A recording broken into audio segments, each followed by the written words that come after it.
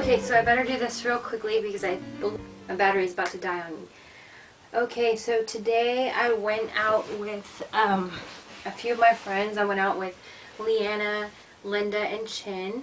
And we went to Chin's apartment because she just bought a new apartment. And so we had a little girls' night out. And there are a few things that happened there today. Chin, you have to understand, if you're watching Chin, I love you. She's a neat freak, and she just got a new TV and a new remote, new DVD player, and a new electronic entertainment center. But she's so paranoid about it being untouched and undefiled, so she leaves the plastic on. Okay, well, we were at her house today watching a movie, and for the sake of the movie, I don't want to, defame the movie, so I guess I'll call it, hypothetically, movie B. B for B-rated. Okay, so we're watching movie B at Chin's house, and I mentioned that she is a neat freak, and she keeps the plastic on everything. She keeps the plastic on her TV that she just bought. She keeps the plastic on her remote that she just bought. I'm half Asian and half Mexican, half Filipino to be specific. So, like any typical Asian Filipino household, you take off your shoes once you get into the house, right? I'm used to that. I don't know if you guys do that. You probably don't.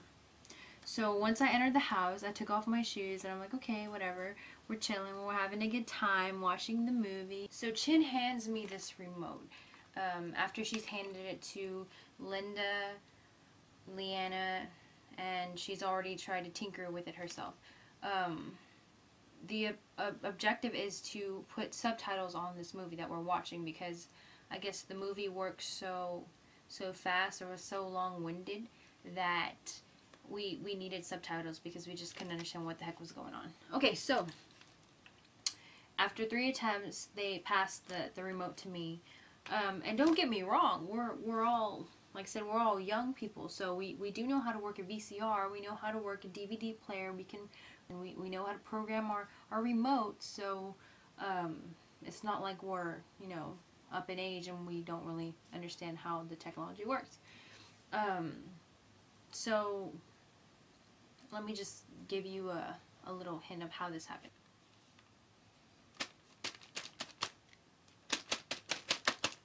Guys, it's not working. Guys, what are they speaking? Are they speaking English? It's like, are they? Oh my gosh. Someone, please, just hurry up and put the subtitles on. Gosh. Here, Leanna, you try. What the? Why are you giving this to me? I already tried this. Here. Ari, here, you try it. Gosh, I tried this 3 times already. Here, you try. You've got to be kidding me, right? Chin, dearie, if you take it out the plastic, maybe it just might work. Yeah. Oh.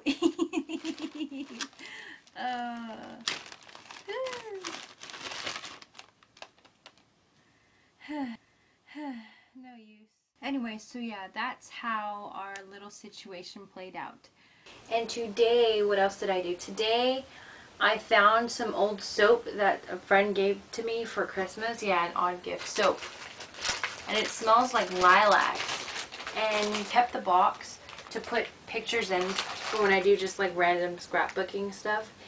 And the soap is really strong smelling. It's a wonderful scent, so I figured that I would just use it to freshen up my closet, smelling fresh. But my mom was like, why don't you use pantyhose? Thing is, I don't really wear pantyhose too often. I wear tights, but I didn't want to sacrifice any of my tights. So, what I'm going to do is, I guess, I stuck it in the freezer bag, and what I'll do is I'll just poke random holes in it, like, like you do pets or something. And I'll just leave it in my closet and hope that that does the trick, right? Okay. Okay, so today I'm still on vacation, and I did get a little work done as far as my art is concerned. I did mention previously that I am a graphic design major, so while we're in the middle of our break, we have to keep our creative juices flowing. So what I did was I did a few little sketches, a few doodles, and I guess I can show you. I was flipping through architectural design once again in one of my previous vlogs. I mentioned how I liked the architectural design, Architectural Digest magazine from Spain rather than the US, because they include more pieces of art or artwork on, on their structures. So I cut out a piece that Andy Warhol did, and what it was is this one person that his house was being presented to the magazine.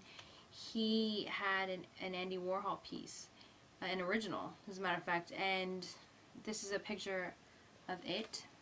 And I can't quite remember this lady's name, so if you know her name, you can enlighten me. I forgot. I know it's maybe Kate something. I'll have to look it up. So this is the picture of her on the bottom, right there. And I attempted to replicate her up top, and I messed up on the nose and couldn't erase it, so it's horrible. She has like a not so great nose, so maybe in the next couple days I'll do a little nose job on her. Okay, and I was also flipping through Bazaar magazine because I'm big into fashion magazines and more or less the clothing. I love suits. Even though I'm a woman, I love suits, and I love to tailor. I love men's clothing. I'm not one of those, weirdos who secretly dresses up in my brother's clothes at night. No. I do have a few suits of my own. I do have ties. I do wear ties. You'll see me wear a tie every now and then. But I saw a piece that Ralph Lauren was coming out with, and he was trying to promote the turban, right? And it's a very interesting piece. The focus was supposed to be the turban in this one article, but I more or less just like the suit. So I attempted to capture the suit and, added the turban. And this is what this looks like. And I believe this was in Bazaar magazine. And I call this the Turban Lady. Like I said, I love her suit. I like how it's professional businesswoman meets, I guess, futuristic design, or I don't know. It's a weird. The turban's weird. I don't know if I'd ever wear a turban, because kind of, for me, it seems like when you get out the shower, women, I'm speaking to women now, when women get out the shower, you wrap your hair in the towel to dry off. That's what that turban seems like to me, or that's what it would feel like, and I don't think I can go out wearing a turban like that.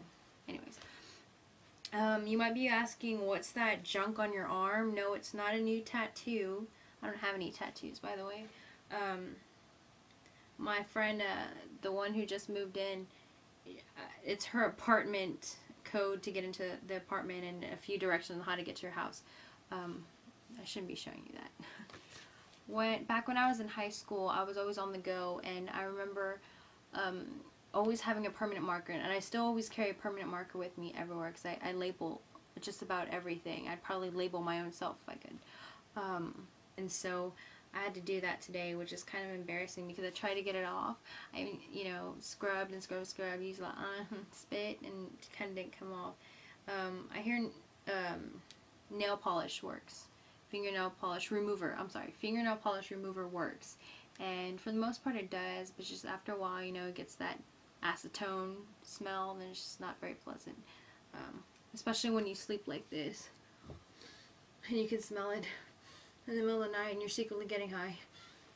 And then your brain cells are secretly dying as well, and you're not even realizing it because you're asleep, and all you can think about is, wow, my arm is finally clean. But still, like, growing a rash because I scrubbed too much. Okay, so yes, that's me, and I'm crazy, and I write on myself, and I figure I should probably wash it off soon, so my mother doesn't think that I don't bathe or anything. I do bathe often. Okay. She's kind of sweet, kind of crazy.